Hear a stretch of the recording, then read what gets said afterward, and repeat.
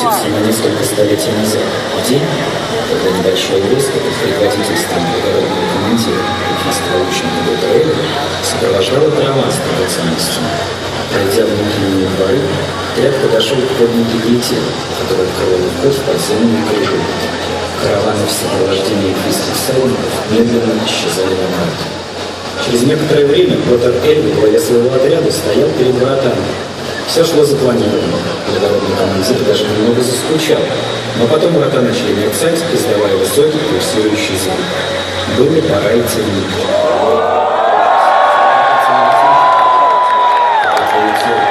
На секунду то ли занимает всю вселенную, то ли становится размером с собой, снова возвращается в прежние границы.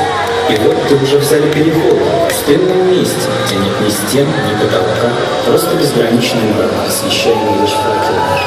Где-то далеко впереди освещается мрачный портал Синхрона.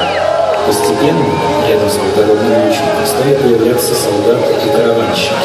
Затем материализовались телеги с грузом, но последними появились мимо. Первая часть перехода была завершена. Командиру хотелось быстрее пройти через дорогу и оказаться с настоящим гостем.